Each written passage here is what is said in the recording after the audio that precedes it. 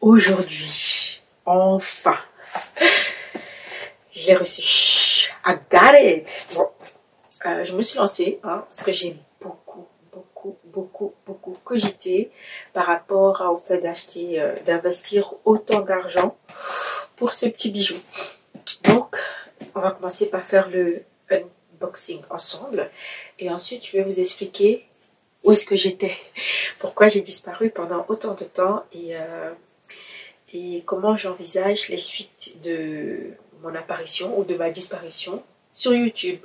Si cette vidéo vous intéresse, donc n'hésitez pas à liker, à vous abonner et voilà.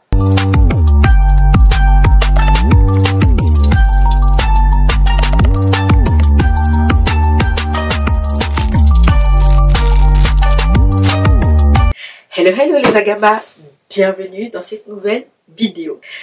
Je suis enfin de retour après 4 ou 5 mois d'absence en fait. Ça fait un bon bout de temps, je crois que c'est la plus longue absence que j'ai faite sur cette chaîne. Jamais été très régulière, mais là, je crois que j'ai battu le record. En fait, qu'est-ce qui m'a motivé à filmer cette vidéo? C'est ce petit bijou ici devant vous que j'ai reçu aujourd'hui. En fait, j'ai beaucoup hésité à investir autant d'argent pour cela. Donc, on va vite découvrir qu'est-ce que c'est, n'est-ce pas? Donc, la première partie de la vidéo, ça va être d'unboxer ce petit bijou. Et dans la deuxième vidéo, je vous ferai un update sur ma vie de mompreneur et ainsi que ma vie de créatrice de marque, en fait, de ma marque Agama. Voir quel a été, faire le bilan avec vous de cette marque, parce que oui, on parle ici de business. Et également, essayer de reprendre un peu où j'en étais au dernier vlog, vous expliquer ce qui s'est passé, etc. Ce que je trouve pertinent. Et puis voilà. Donc voilà, on va commencer par ouvrir ceci. Hop.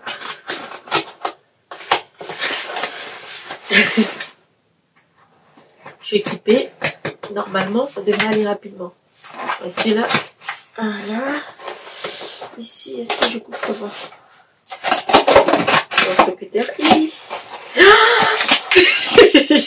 Je m'attendais pas à être aussi émotive. Ouh là là. This is the world. Franchement, il a 4.7 ou 4.8 sur Amazon, best-seller, et puis voilà. Vous me direz, parce que là j'ai commencé à filmer avec mon vieux téléphone là, donc vous me direz si la qualité change.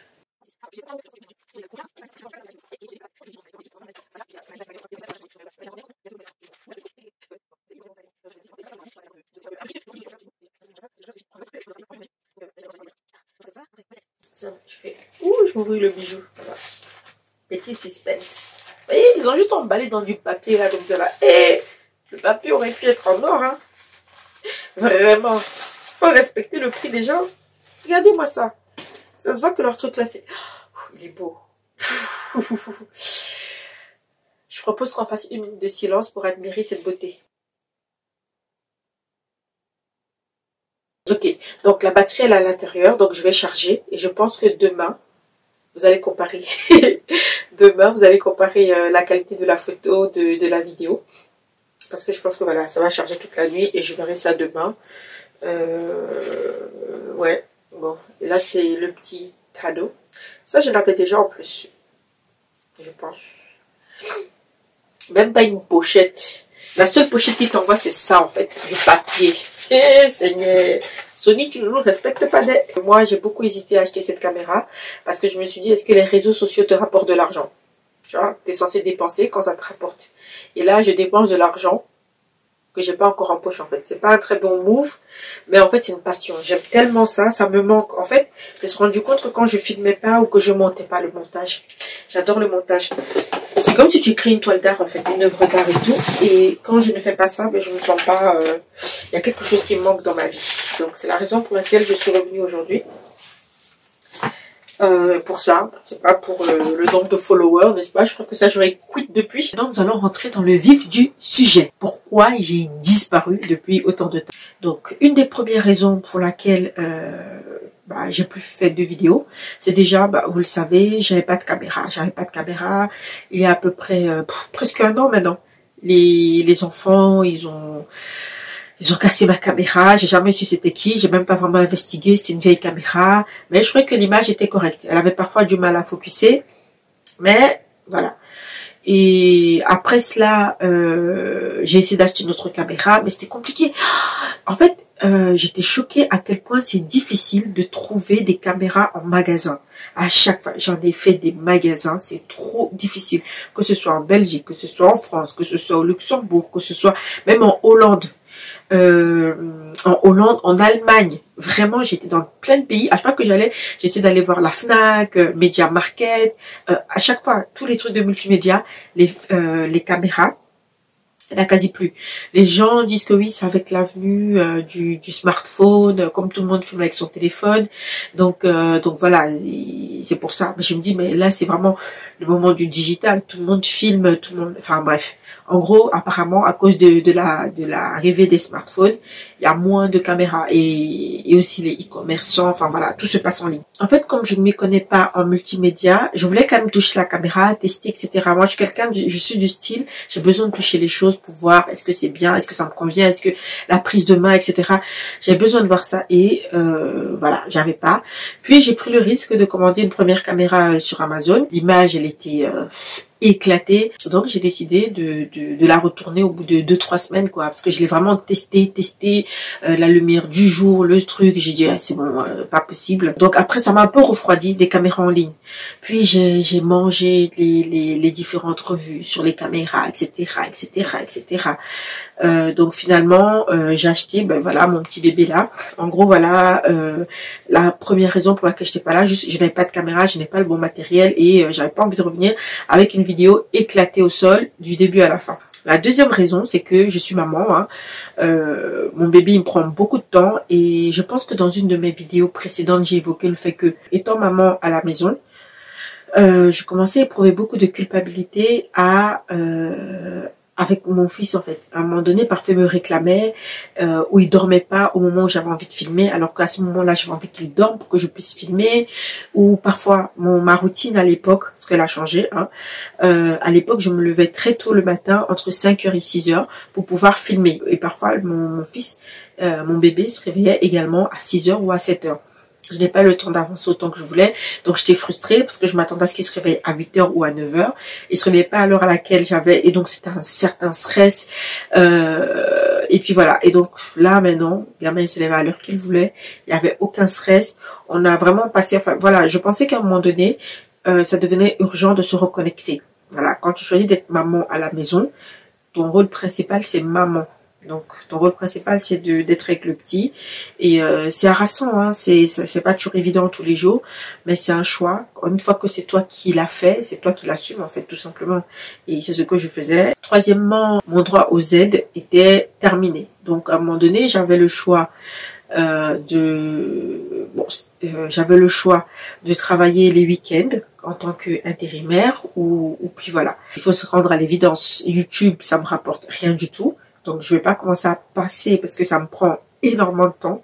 Et donc, je me dis, tu vas passer 8 heures à filmer des vidéos, qu'il y a 2 personnes qui vont regarder, qui te rapportent pas de l'argent. Au lieu que tu vas là-bas 8 heures, voilà, t'as une certaine somme. Tu vois, à un moment donné, le calcul est vite fait quand t'as des besoins. Et donc, voilà, le calcul a été fait. Les week-ends, principalement, je vais travailler. Donc, cette chaîne-ci, je pense pas que c'est demain la veille que les vidéos seront régulières ici. En tout cas, je vais faire de mon mieux parce que j'aime vraiment beaucoup. Ce qui m'a aussi pris beaucoup de temps, c'était les rénovations. Rénover, ça prend du temps. Donc, voilà, les rénovations de la salle de bain. Je pense que je vous en avais parlé lors d'une de mes vidéos. J'ai rénové une salle de bain. J'ai pris une entreprise qui était très prisée, qui avait des bonnes notes, qui était bon sur le papier. Mais pendant les travaux de rénovation, le monsieur n'arrêtait pas de rajouter. Ah, j'ai cassé le carrelage, j'ai trouvé un truc, donc il faut que je rajoute. Le mec, il rajoutait pas 100 ou 200 euros, tu vois. Il te rajoutait des 1000 euros, des 2000 euros sur le tarif initial.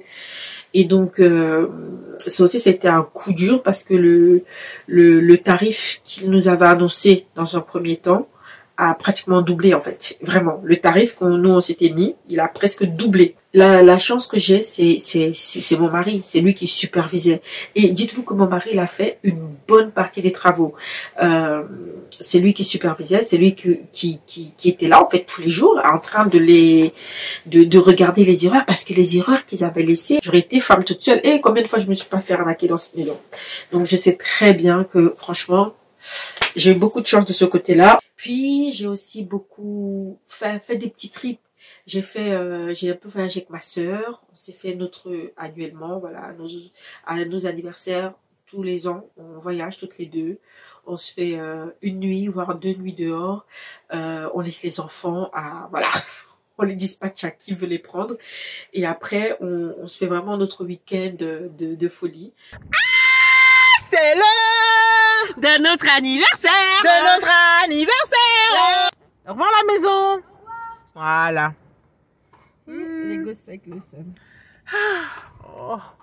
Maman est libre pour 24 heures. Donc j'ai pu faire ça cette année. J'ai aussi un peu voyagé avec la famille, mon mari, les enfants. Je me suis beaucoup intéressée niveau spirituel et tout ça. J'ai voulu commencer aussi un podcast sur l'éducation. Dans le premier épisode, je parle de la double identité. C'est-à-dire les enfants, soit qui viennent d'Afrique. Souvent, les parents viennent ici, puis ils ramènent leurs enfants, leurs frères, leurs sœurs, enfin bref. En gros, la double identité, c'est-à-dire à la maison, tu as une certaine culture. T'es la culture à l'africaine, t'appelles tout le monde tonton, etc., etc. Puis, une fois que l'enfant se retrouve à l'extérieur de la maison, ce qui est la majorité du temps, il est sous une autre culture. Il a une autre culture. Mais les parents, comme ils viennent ici souvent, ils n'ont pas fréquenté ici, etc. Donc, ils se rendent pas compte de cette double culture. Et donc, je parlais un peu, je me suis renseignée, j'ai lu dessus par rapport à des articles aux États-Unis, comment, justement, parce que eux, c'est encore plus fort, parce que en tant qu'Américains, t'as quand même l'histoire de l'esclavage qui est très présente dans leur tête, et en même temps, le fait d'être africain, enfin bref, en gros, la double identité des enfants noirs, en fait. L'école a un plan pour eux, parce que nous, à la maison, on a aussi un plan pour eux, tu vois. Comment les inculquer nos valeurs. Comment justement gérer ces doubles identités. En fait, c'est un peu le thème que j'aborde. Également, le deuxième terme du deuxième épisode que j'ai pas encore monté, mais que j'ai juste filmé, c'était l'importance de la représentation. Mais j'ai filmé le premier épisode, j'ai monté, il est terminé, mais j'ai jamais eu la force de le mettre en ligne. Le niveau de l'éducation m'intéresse beaucoup, et pour pouvoir aider mes enfants, je me suis dit, lis. Et ensuite, en même temps, t'aides tout le monde en fait en ligne. Ah ouais, un des gros trucs qui s'est passé encore, c'était au mois d'avril. Oh my gosh. En fait, j'ai accueilli ma maman australienne à la maison. Voilà. En fait, j'ai l'impression que, tu vois, l'Australie, c'est tellement loin. L'Australie, quand tu prends l'avion, c'est minimum 24 heures de vol. Je pense que je l'ai assez dit sur cette chaîne. J'ai vécu pendant 1 an en Australie. Et c'était dans une bulle. Hein. Franchement, je pense que c'est la première fois. J'aurais pas eu mon fils ici. Je pense que je serais en Australie. Je serais australienne. De toute façon, je serais australienne. Un jour, je marchais dans la rue. Enfin, l'Australie, c'est trop comme ça. Les gens étaient trop, en tout cas, de mon époque, il y a 10 ans. Les gens, ils étaient tellement gentils, ça me choquait trop. Donc, un jour, je marchais dans la rue, il y a un monsieur, je lui ai posé la question par rapport à un bus, je devais aller à une plage. Je lui ai dit, ah, tel bus et tout. Alors, il me dit, ah, tu viens de quel pays? T'es africaine, tu parles français? Bon, bref, c'était un Italien. Et donc, je lui dis, je lui explique un peu, voilà, mon aventure, l'Australie, blablabla, enfin. Et de là, il me dit, moi, là, en fait, je rentre du travail, je termine le travail. Si tu veux, on va ensemble à la plage. Si tu veux y aller, moi, ça me dérange pas d'y aller.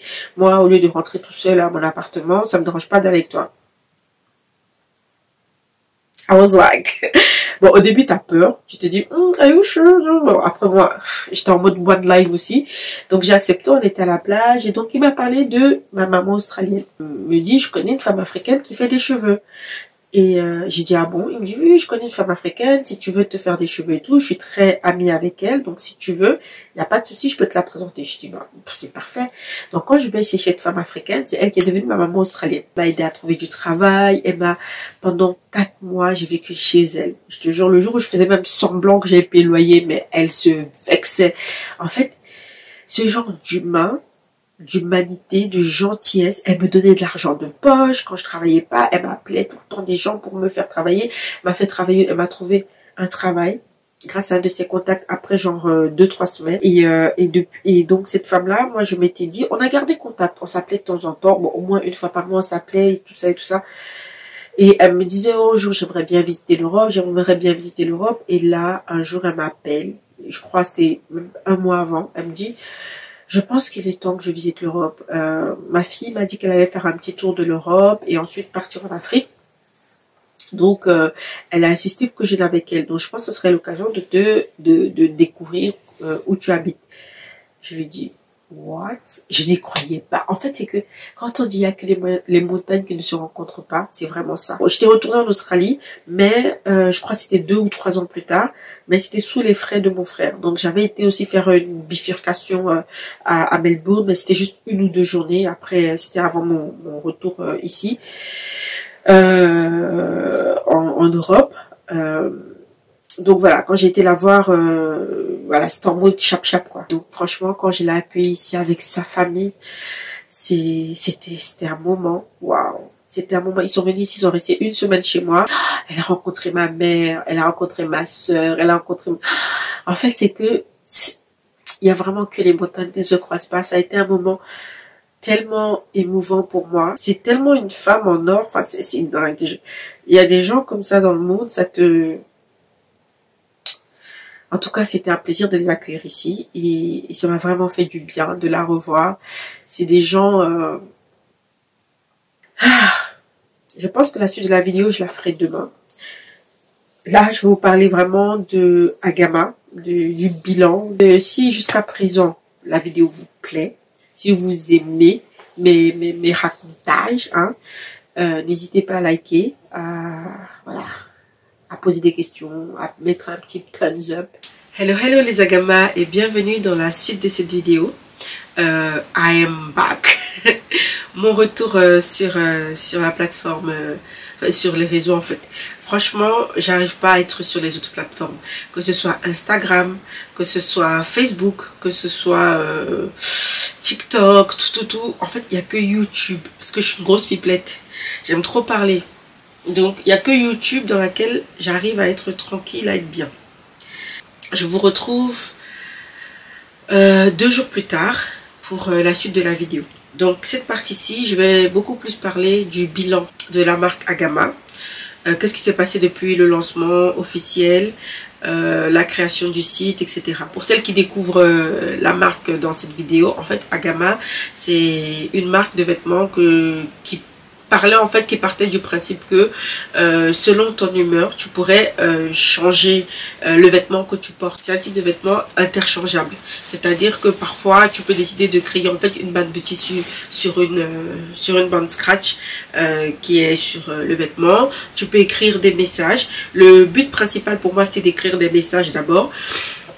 C'est-à-dire que selon la manière dont tu te sens, tu peux vraiment l'écrire sur toi, porter ton message sur toi. Selon l'humeur, selon comment tu te sens, tu peux juste écrire un message. Et le message, tu peux le changer tous les jours, tout le temps en fait, dès que le message ne te convient plus. Et c'était ça la particularité, grâce à des lettres que tu peux scratcher et déscratcher sur la veste en fait. Bon, les erreurs principales que j'ai faites, je pense que c'est premièrement la cible, elle n'était pas claire. Je m'adressais un peu à tout le monde et à n'importe qui à la fois. Ce qui faisait que je n'avais pas vraiment un message qui ciblait la personne à qui je devrais m'adresser. Et je pense que ce problème-là, pour le moment, je ne l'ai pas encore réellement résolu. Deuxièmement, le problème que j'ai eu, c'était... je n'ai pas assez parlé de la qualité des vêtements. Je n'ai peut-être pas mis assez en avant que le fournisseur était turc. Parce qu'apparemment, les Turcs, en fait, ce sont des fournisseurs de qualité de vêtements assez de bonne qualité. On est à l'ère du éco-friendly, etc. Le côté éco-friendly aussi, je trouve que je ne l'ai pas assez mis en avant, c'est-à-dire que c'est un vêtement durable que j'ai choisi. Et également le fait que c'est un vêtement customisable soi-même, c'est-à-dire que si tu en as marre du vêtement, en fait, tu peux toujours le recycler, l'utiliser autrement. C'est-à-dire écrire des messages, coller des bandes scratch. Je comptais faire beaucoup de réassorts au niveau des décorations que tu pouvais mettre sur ton vêtement, histoire d'avoir l'impression à chaque fois que c'est un autre vêtement. La veste en jeans noire, pour moi c'est quelque chose que tout le monde devrait avoir dans sa garde-robe. En fait pour moi c'est un classique, et le sweatshirt aussi, voilà, c'est un classique, donc voilà. Peut-être que je n'ai pas assez communiqué dessus. C'est partie des reproches qu'on m'a fait. Également, voilà, les tarifs. En fait, le prix m'a été reproché. Mais en fait, je me suis pas exprimée vraiment sur le prix parce que de un, comme je vous ai dit, le fournisseur c'est un fournisseur turc, c'est un peu plus cher que les vêtements peut-être d'ailleurs. Et également la couture, dans un premier temps c'est moi qui faisais, mais la qualité n'étant pas bonne, en fait, je n'ai pas un très bon niveau en couture, j'ai dû déléguer cette part là. Et donc qui dit déléguer, c'est-à-dire payer. Donc je devais payer en fait des couturières pour pouvoir élaborer les vêtements. Les prix aussi s'expliquent parce que comme je vous ai dit, j'étais accompagnée par la BGE qui m'a expliqué, les accompagnants ont fait en fait sur un tableau Excel les tarifs auxquels je devrais vendre pour pouvoir être rentable. Parce que quand tu matricules, à un moment donné, tu dois payer des taxes, en incluant toutes les taxes, etc. pour pouvoir être rentable.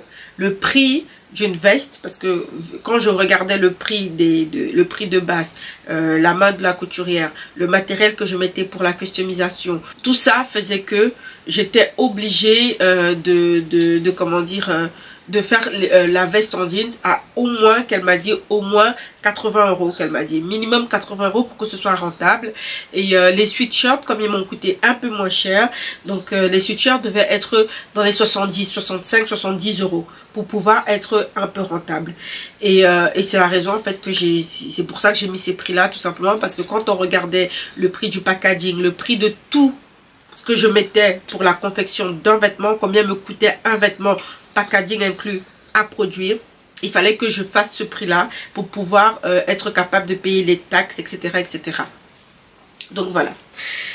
Donc, comme je vous l'ai dit, le bilan de la marque de vêtements, c'est que j'ai vendu 5 vêtements, 2 en ligne et 3 dans mon entourage lors des conventions culturelles, etc. Et donc pour moi c'est pas un bilan positif, je veux dire. J'étais en train de préparer même une deuxième collection. La deuxième collection c'était des choses un peu plus colorées, parce que de base je suis partie sur du noir, comme un tableau noir sur lequel tu peux t'exprimer. Et ensuite j'ai voulu diversifier un peu, rajouter un côté un peu plus girly, et peut-être parce que là je suis partie sur des vêtements unisexes et je me suis dit peut-être en mettant des vêtements bleus, des vêtements roses, peut-être que ça va aussi plus attirer, peut-être que ça la neutralité peut-être parlait moins à des gens, peut-être rajouter un peu plus de couleurs genrées, on va dire, pour voir si est-ce que ça attirait plus.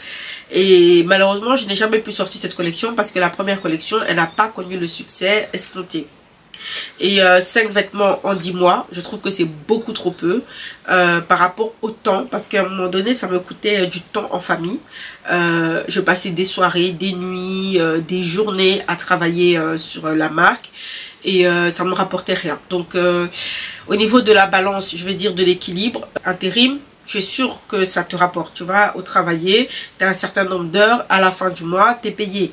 Tandis que là, c'était du travail que je ne pouvais plus me permettre de faire parce que c'est bien la passion, mais quand tu regardes tous les sacrifices que tu fais, et qu'à côté de ça, il n'y a rien vraiment comme apport, parce que pour aller aux conventions, parfois c'était loin. J'ai fait une convention à Verviers où j'ai vendu un vêtement, et durant cette convention-là, voilà, tout ce que j'ai dépensé comme argent, faire les flyers, faire les trucs. En fait, c'est qu'au final, le seul vêtement que j'ai vendu, en plus j'ai dû faire un tarif spécifique pour la convention pour pouvoir voilà, attirer plus de gens à acheter ce jour-là. Je faisais une promotion que pour ce jour-là.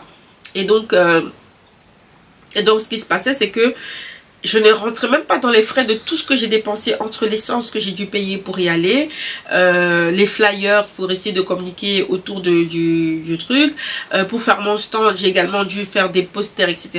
pour pouvoir faire un stand un peu attractif. En fait tout ça m'a coûté énormément d'argent et le fait de vendre qu'une seule veste en je sais pas combien d'heures de convention, bah, ça m'a un peu refroidi on va dire. En gros voilà pour résumer les erreurs que j'ai faites.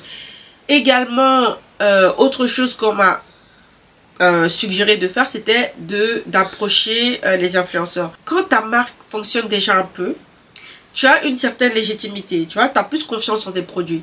Le fait que ma marque ne fonctionnait pas,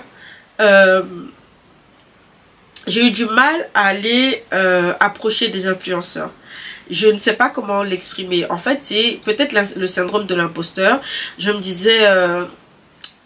en fait, j'étais gênée, voilà, j'étais gênée donc d'approcher tout simplement les gens pour leur parler en fait de ma marque parce que j'avais l'impression que c'était pas un truc aussi bien que ça. Bien que ma famille me disait oui, c'est une très bonne idée, etc. En fait, mon entourage le plus proche me sauçait, me disait que c'était une très bonne idée, qu'il fallait que j'aille jusqu'au bout. Mais par contre, les résultats, surtout par rapport à mon site internet, ne me poussaient pas à y croire et donc voilà, j'ai jamais osé réellement et en plus vu le budget que je n'ai pas, je m'étais dit ce serait des collaborations gifting et j'ai l'impression que plus je tapais sur mon moteur de recherche comment faire une collaboration gifting, quel contrat etc, que j'essaie de me renseigner sur comment ça se passe réellement, et ben je ne tombais que sur des vidéos d'influenceurs qui étaient contre ça, qui disaient ben non, tout travail mérite salaire, tu ne veux pas te demander parce que tu nous as donné un petit cadeau. En fait, j'ai tombé que sur des vidéos d'influenceurs qui en avaient marre de vouloir justement qu'on gratte la gratuité auprès d'eux. Et donc voilà, j'étais un peu... ça m'a aussi refroidi de voir toutes ces vidéos là qui étaient en train de piluler là partout, qui disaient que collaboration gifting, ils n'étaient pas trop partants pour ça. Mais certains mettaient la nuance entre les petits créateurs en se disant bon oui, quand tu es un petit créateur t'as pas le choix, mais les grosses marques, et d'autres ne mettaient pas du tout en fait. Donc pour finir, quel est l'avenir de la marque Kagama? Honnêtement, aujourd'hui, je suis dubitative. Je suis dubitative parce que le site internet existe toujours. Donc, vous pouvez toujours aller commander dessus. Ça fait au moins un mois que je n'ai plus été moi-même sur le site internet. C'est-à-dire dans les coulisses du site pour essayer de le faire vivre en fait. Donc, je pense que là, il est complètement aux oubliettes. J'ai appris énormément de toutes les erreurs que j'ai faites et que certainement je vais encore faire. Je suis quand même fière de moi parce que j'ai appris énormément de choses aussi sur le chemin, c'est-à-dire comment créer un site internet. Je ne me serais jamais cru capable de le faire. J'ai aussi lancé quelques pubs via Facebook Ads et tout ça qui n'ont pas marché. Ça aussi, j'allais tirer des leçons de comment lancer une bonne pub, etc. J'essaie encore de me former dessus. Également, je me suis rendu compte que je suis une meilleure vendeuse en physique qu'en ligne. Et ça... en gros, j'ai encore plein de cartouches que je dois tester. Il y a encore plein de choses que je n'ai pas testées au niveau de la marque. Et je suis sur un point en fait dubitatif. D'un côté, je me dis, bon, ferme, travaille mieux et reviens. Et de l'autre côté, je me dis, non, c'est déjà là, continue à travailler. Et au fur et à mesure, reviens en fait, tout simplement. Pour me motiver à revenir, parce que franchement, l'idée, j'y crois. Je trouve que l'idée, elle est bonne. Je trouve que... comment dire, c'est un peu inédit ce concept là, peut-être passer plus sur des images et moins des messages, je ne sais pas. Franchement, je suis encore dans un questionnement vis-à-vis de cela et un questionnement aussi vis-à-vis de la cible. Et donc d'un côté je me dis bon, tous les mois j'ai quand même des frais qui sont faits. Est-ce que j'arrête ou je n'arrête pas? Franchement, la question là, j'ai du mal à y répondre. Je sais que je fais beaucoup d'analyse marketing sur les autres marques. Mais il faut avoir les moyens pour faire parfois certaines stratégies. Et parfois connaître la théorie et la mettre en pratique, parfois il y a un grand monde. Et c'est vrai que je n'ai pas fait les études dans le commerce, dans voilà tout ce qui est stratégie marketing. Donc là je tâtonne tout en essayant de mettre en pratique ce que j'ai appris en fait, et en essayant de le mettre dans la mesure de mes moyens. Donc c'est tout pour moi pour cette vidéo. J'espère que elle vous aura plu. Donc et j'espère que vous avez bien compris, parce que voilà, je pars un peu dans tous les sens parce que ça fait quand même très longtemps que je n'ai plus parlé réellement devant une caméra. Prenez soin de vous et sachez que devant chaque échec, il y a toujours des leçons à en tirer.